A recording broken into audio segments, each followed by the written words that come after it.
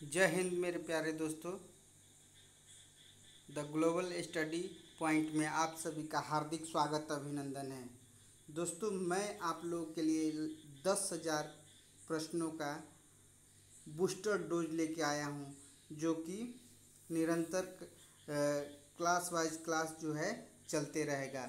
दोस्तों, इस वीडियो में टॉप 90 प्रश्न हैं, 90 प्रश्न हैं, जो सभी परीक्षाओं में बार बार पूछे जाने वाले प्रश्नों का संकलन है।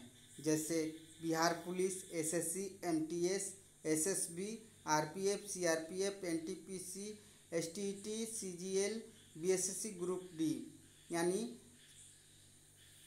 सभी प्रकार के एग्ज़ामों में इसमें से क्वेश्चन पूछे ही जाते हैं और यह बार बार रिपीट होने वाले क्वेश्चन हैं। दोस्तों, यदि मेरा वीडियो आप लोग को अच्छा लगे तो प्लीज़ मेरे चैनल को subscribe, share, like and comment करना नहीं भूलिएगा। दोस्तों, चलिए शुरू करते हैं आज का ये टॉपिक, सामान्य ज्ञान जीके जीएस टॉप 90 प्रश्न। दोस्तों,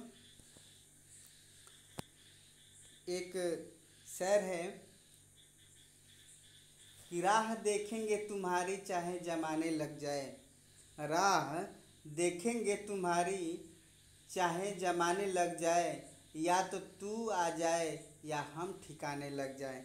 दोस्तों, ये केवल जो है परीक्षा के दृष्टिकोण से मैंने ये शायर बोला है ना। चलिए शुरू करते हैं आज का सेशन। वन लाइनर प्रश्नों का संकलन है, 90 क्वेश्चन है।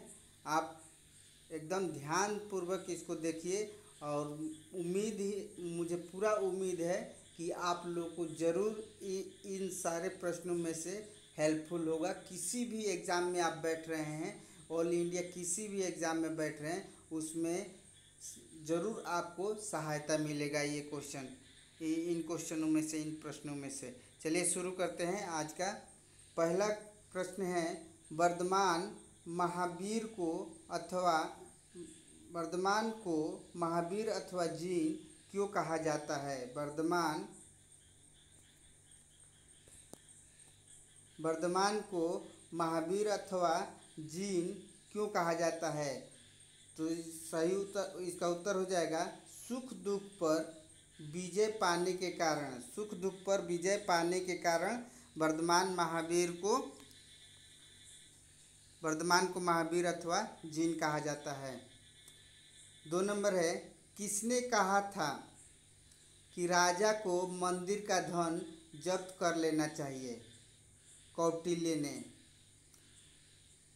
Genghis Khan, 3 number, Genghis Khan ने किसके शासनकाल में भारत पर आक्रमण किया था? उत्तर होगा इल्तुतमिश के शासनकाल में।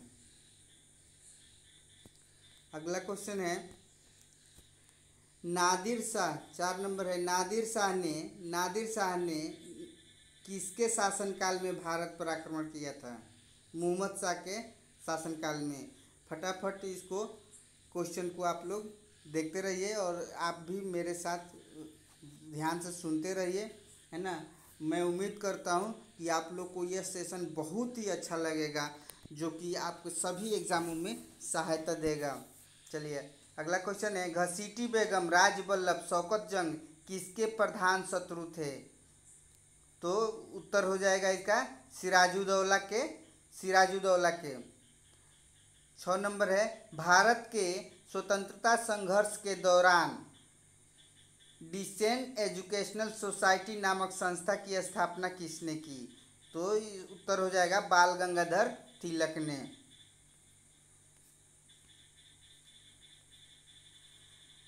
1857 के गदर के समय भारत का गवर्नर जनरल कौन था? 1857 के गदर के समय भारत का गवर्नर जनरल कौन था? Lord Canning. उस समय 1857 में जब गदर का जो गदर हुआ था, उसमें उस समय लॉर्ड कैनिंग जो भारत के गवर्नर जनरल थे। अगला क्वेश्चन है, भारतीय राष्ट्रीय कांग्रेस के हरिपुरा अधिवेशन की शुरुआत किसने की थी?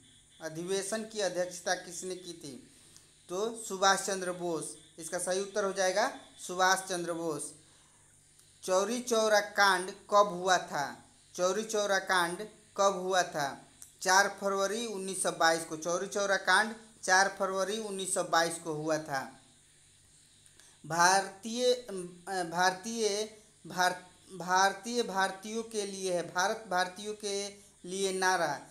यहाँ पे स्पेलिंग मिस्टेक हो गया है दोस्तों। भारत भारतीयों के लिए नारा किस संस्था ने दिया था? तो इसका सही उत्तर हो जाएगा आर्य समाज ने। अगला क्वेश्चन है, सर्वोच्च न्यायालय द्वारा कितने प्रकार की रिट जारी की जा सकती है? सर्वोच्च न्यायालय द्वारा 5 प्रकार की रिट जारी की जाती है। अगला क्वेश्चन है, मौलिक कार्यों यानी फंडामेंटल ड्यूटीज की संख्या कितनी है? फंडामेंटल ड्यूटीज की संख्या 10 है। अगला क्वेश्चन है, भारत के नियंत्रक एवं महालेखाकार की टिप्पणी पर कार्यवाही करने का अंतिम उत्तरदायित्व किसका है? सही उत्तर है राष्ट्रपति का।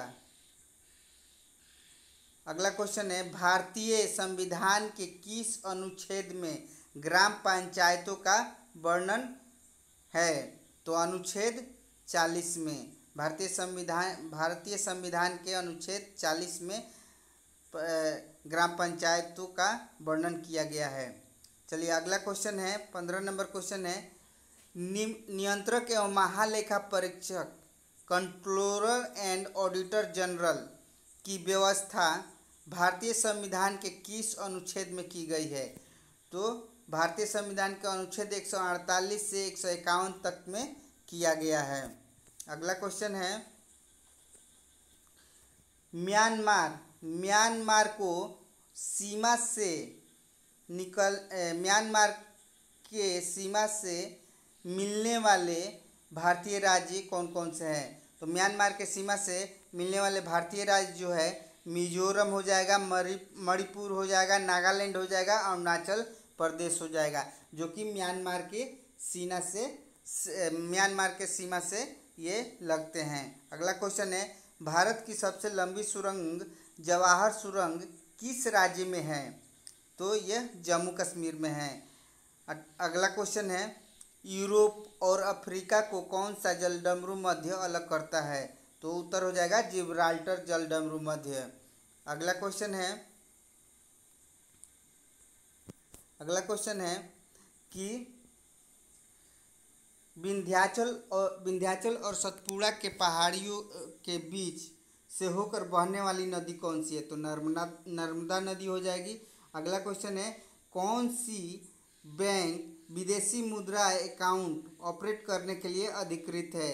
तो केवल राष्ट्रीयकृत बैंक, जितनी भी राष्ट्रीयकृत बैंक है वो विदेशी मुद्रा जो है मुद्रा ऑपरेट करने के लिए अधिकृत है। अगला क्वेश्चन है, इन्वेस्टर प्रोटेक्शन फंड किस संस्था ने स्थापित किया है? इन्वेस्टर प्रोटेक्शन फंड किस संस्था ने स्थापित किया? तो इसका उत्तर हो जाएगा सेबी ने। अगला क्वेश्चन है, आर्थिक नियोजन किस सूची का विषय? आर्थिक नियोजन किस सूची का विषय है? तो सही उत्तर हो जाएगा समवर्ती सूची का विषय है। अगला क्वेश्चन है, ब्याज दर नीति किस आर्थिक नीति के अंतर्गत आती है? तो यह मौद्रिक नीति के अंतर्गत आता है। अगला क्वेश्चन है, किस समिति ने कृषि जोत पर कर लगाने की संस्तुति की थी? तो राज्य समिति का गठन जब हुआ था तो कृषि जोत पर कर लगाने की संस्तुति या सिफारिश किया था। चलिए अगला क्वेश्चन है, कर सुधार समिति का अध्यक्ष किसे नियुक्त किया गया था? तो सही उत्तर हो जाएगा राजा चलैया को। अगला क्वेश्चन है, विटामिन B12 का कौन सी धातु विद्यमान होती है? कोबाल्ट। विटामिन B12 में कोबाल्ट की मात्रा अधिक होती है। दोस्तों आप क्वेश्चन देख रहे होंगे, बिल्कुल आपके एकदम ये किसी भी एग्जाम में आने वाला क्वेश्चन है और ये पूछा गया है, बार बार ये क्वेश्चन रिपीट हुआ है। चलिए अगला क्वेश्चन है, वायुमंडल में कौन सी निष्क्रिय गैस सर्वाधिक मात्रा में होती है? आर्गन। अगला क्वेश्चन है, किसकी कमी के कारण दांतों का क्षरण होने लगता है? तो फ्लोरीन की कमी के कारण। अगला क्वेश्चन है, प्रकाश संश्लेषण की प्रक्रिया की समाप्ति पर बने पदार्थ होते हैं। जब प्रकाश संश्लेषण होता है तो क्या क्या चीज़ बनता है? पौधे क्या क्या बनाते हैं? तो ग्लूकोज हो गया, पानी और ऑक्सीजन पौधे जो है अब बना लेते हैं। जैसे ही प्रकाश संश्लेषण शुरू होता है पौधों में और जैसे ही समाप्त होता है उस समय तक ग्लूकोज, पानी और ऑक्सीजन पौधे जो है पेड़ पौधे बना लिया करते हैं। अगला क्वेश्चन है, निकट दृष्टि दोष के निवारण के लिए किस प्रकार के लेंस का प्रयोग किया जाता है? तो इसका सही उत्तर होगा अवतल लेंस। अवतल लेंस का प्रयोग किया जाता है। दोस्तों वीडियो का कंटेंट अच्छा लगे, क्वेश्चन अच्छा लगे तो प्लीज़ लाइक शेयर ज़रूर कीजिएगा, मेरे चैनल को सब्सक्राइब कीजिएगा। दोस्तों आप लोग का सहयोग मेरे लिए बहुत ही ज़रूरी है। आप सहयोग कीजिएगा तो मैं ऐसे ही नए नए टॉपिक के साथ आपके सामने मौजूद होता रहूँगा। चलिए अगला क्वेश्चन है, कोई व्यक्ति दूर की वस्तुओं को तो स्पष्ट देख सकता है परंतु पास की वस्तुओं को स्पष्ट देखने में कठिनाई अनुभव करता है, उसके नेत्र में क्या दोष है? तो वैसे व्यक्ति को दूरदृष्टि का दोष होता है। अगला क्वेश्चन है, कुंडापुर एवं करवार कच्छ वनस्पति संस्थान स्थित है। तो कर्नाटक राज्य में स्थित है। अगला क्वेश्चन है, संयुक्त राष्ट्र संघ की स्थापना कब हुई थी? संयुक्त राष्ट्र संघ की स्थापना 24 अक्टूबर 1945 को हुआ था। चलिए अगला क्वेश्चन है, द साइंस ऑफ भारतनाट्यम पुस्तक किसने लिखी है? द साइंस ऑफ भारतनाट्यम पुस्तक किसने लिखी है? सरोजा वैद्यनाथन ने यह पुस्तक लिखा है। अगला क्वेश्चन है, संयुक्त राष्ट्र संघ की महासभा की प्रथम महिला अध्यक्ष कौन थी? ये बार बार क्वेश्चन पूछा गया है दोस्तों, बार बार किसी न किसी एग्जाम में बार बार पूछा गया है। तो इसका सही उत्तर हो जाएगा विजय लक्ष्मी पंडित। अगला क्वेश्चन है, भारत में प्रथम बहुउद्देशीय परियोजना किस नदी पर बनाई गई थी? तो यह जो हो जाएगा दामोदर नदी पर। जो प्रथम बहुउद्देशीय परियोजना बनाई गई थी वो दामोदर नदी पर बनाया गया था। अगला क्वेश्चन है, भारत में प्रथम परमाणु संयंत्र एटॉमिक प्लांट कौन सा है?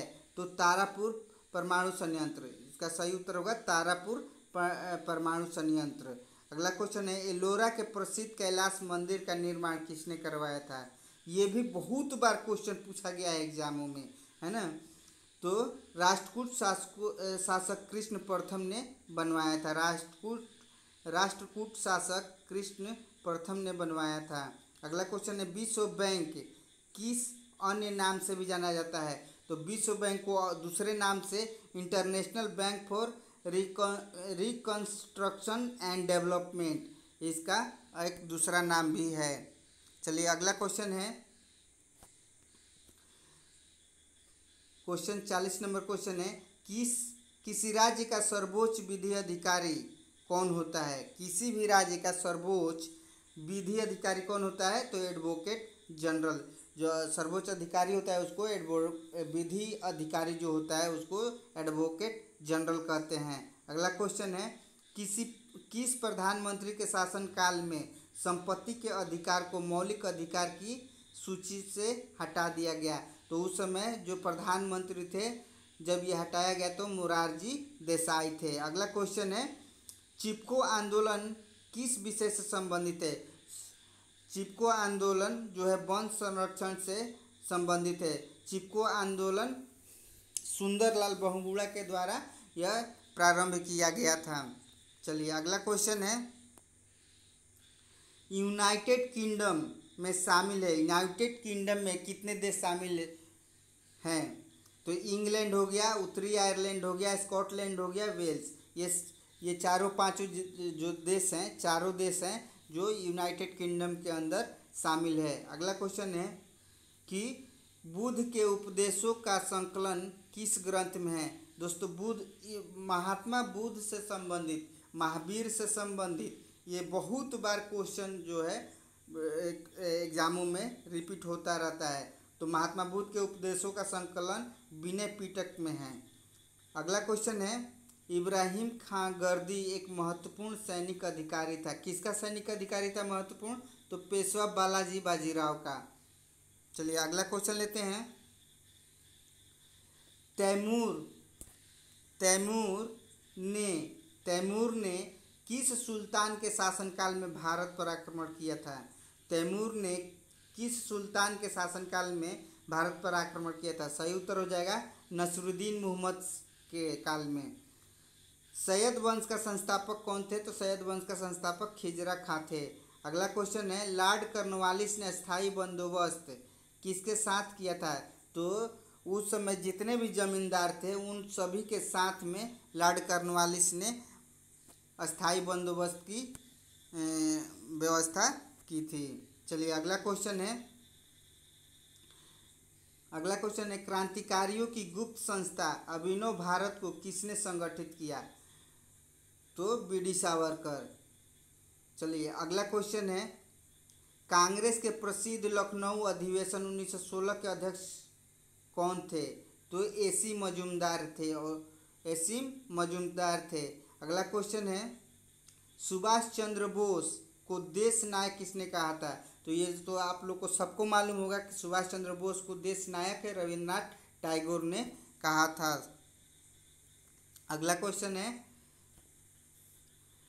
बहिष्कृत हितकारिणी सभा के संस्थापक थे। तो बहिष्कृत हितकारिणी सभा के संस्थापक डॉक्टर भीमराव अंबेडकर थे। अगला क्वेश्चन है किस घटना से क्षुब्ध होकर रविन्द्रनाथ टैगोर ने नाइटहुड की उपाधि ब्रिटिश सरकार को लौटा दी? दोस्तों रविन्द्रनाथ टैगोर को अंग्रेजों के द्वारा नाइटहुड की उपाधि दी गई थी, जिसको जालियांवाला बाग हत्याकांड हुआ था उस समय रविन्द्रनाथ टैगोर ने अपना उपाधि जो है लौटा दिया था। चलिए अगला क्वेश्चन है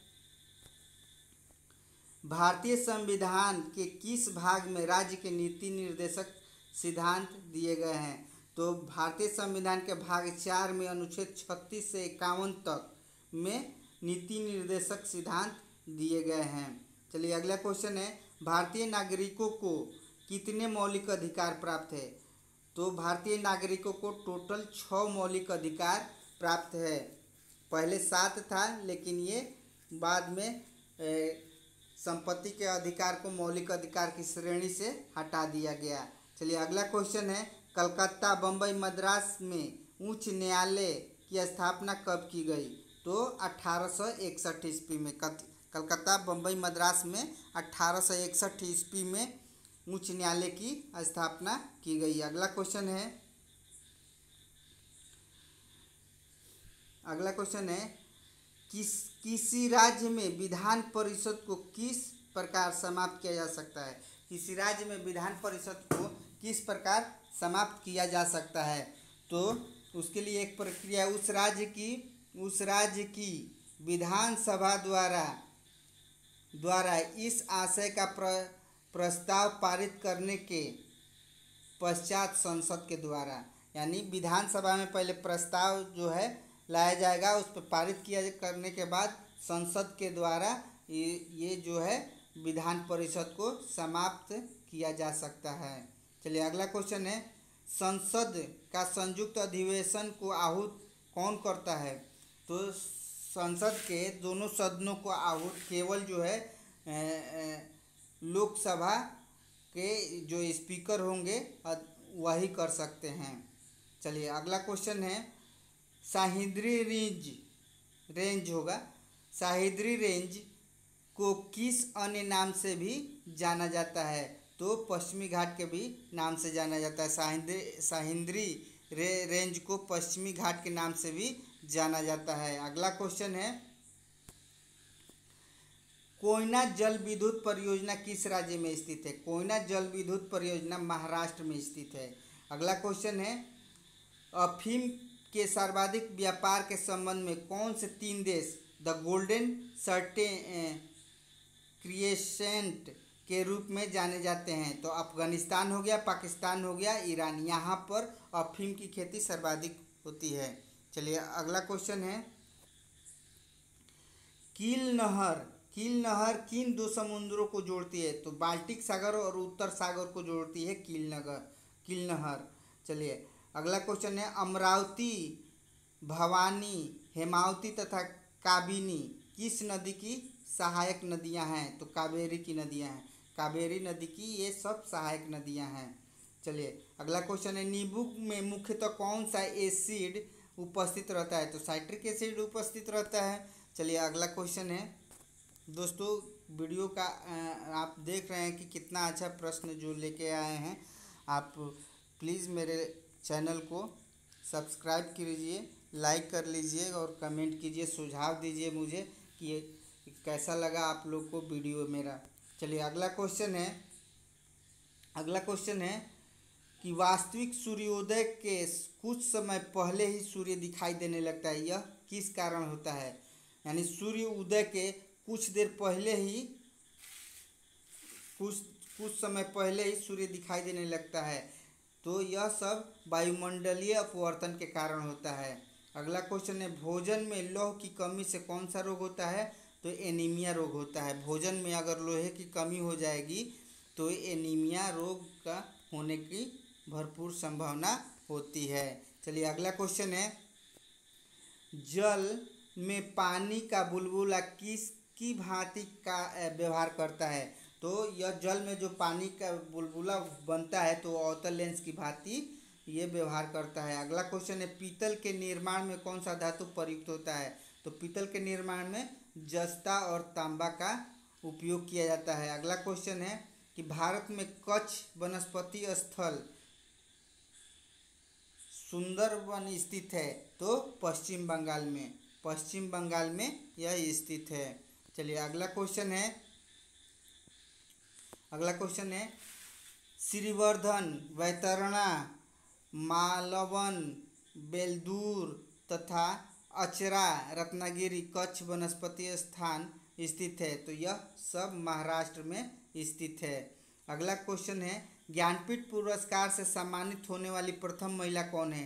तो आशापूर्णा देवी। अगला क्वेश्चन है, विश्व स्वास्थ्य संगठन का मुख्यालय कहाँ है? तो विश्व स्वास्थ्य संगठन का मुख्यालय जेनेवा में स्विट्जरलैंड में स्थित है। अगला क्वेश्चन है,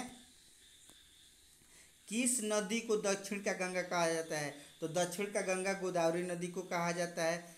अगला क्वेश्चन है, भारत का प्रधानमंत्री हो सकने के लिए न्यूनतम आयु कितनी होनी चाहिए? तो न्यूनतम 25 वर्ष होना चाहिए।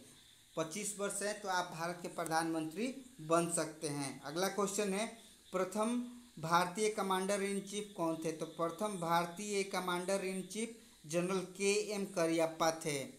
अगला क्वेश्चन है, भारत का सबसे पुराना ट्रेड यूनियन संगठन कौन सा है? तो भारत का सबसे पुराना trade union all India trade union Congress है। अगला क्वेश्चन है, भारत के प्रथम उपग्रह आर्यभट्ट का प्रक्षेपण कब और कहां से किया गया था? तो सोवियत संघ से किया गया था 19 अप्रैल 1975 को। 19 अप्रैल 1975 को किया गया था। अगला क्वेश्चन है, central institute for cotton research कहाँ स्थित है? तो यह नागपुर महाराष्ट्र में स्थित है। अगला क्वेश्चन लेते हैं। अगला क्वेश्चन है कि भारत ने अंतिम बार ब्रिटिश ओलंपिक में गोल्ड मेडल कब जीता था? तो 1980 मास्को ओलंपिक में जीता था। चलिए अगला क्वेश्चन है, ब्रेस्ट स्ट्रोक शब्द किस खेल से संबंधित है? ये तैराकी से संबंधित है। बुल्स आई शब्द का प्रयोग किस खेल में किया जाता है? तो निशानेबाजी में किया जाता है। निशानेबाजी में बुल्स आई शब्द का प्रयोग किया जाता है।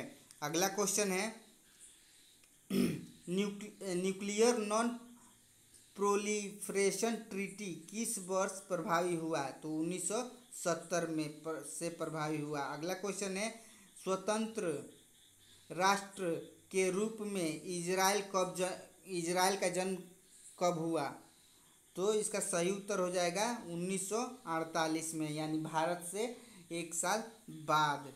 चलिए अगला क्वेश्चन है, कौटिल्य का अर्थशास्त्र किस विषय से संबंधित है? तो राजनीतिक दर्शन से संबंधित है। कौटिल्य ने जो अर्थशास्त्र लिखा है उसका संबंध जो है राजनीति से है, यानी उस राजनीतिक के राज्य के टोटल जो है उसमें विवरण किए गए हैं। अगला क्वेश्चन है कि स्वतंत्र भारत के प्रथम विदेश मंत्री कौन थे? तो जॉन मथाई। स्वतंत्र भारत के जो प्रथम विदेश मंत्री थे वो जॉन मथाई थे। अगला क्वेश्चन है, भारत में प्रोजेक्ट टाइगर कब प्रारंभ किया गया? तो भारत में प्रोजेक्ट टाइगर 1973 ईस्वी में प्रारंभ किया गया था। अगला क्वेश्चन है, भोपाल गैस दुर्घटना में किस गैस का रिसाव हुआ था? तो भोपाल गैस दुर्घटना में मिथाइल आइसोसाइनेट का रिसाव हुआ था। मिथाइल आइसोसाइनेट, ये बहुत वेरी इंपॉर्टेंट क्वेश्चन है, ये बार बार रिपीट हुआ है एग्जामों में। चलिए अगला क्वेश्चन है, जम्मू कश्मीर भारत के अभिन्न अंग बने कब अभिन्न अंग बना था? अब तो ये भारत का पूरा अपना राज्य हो गया है, लेकिन जब अभिन्न अंग बना था उस समय का डेट है 26 अक्टूबर 1947 को।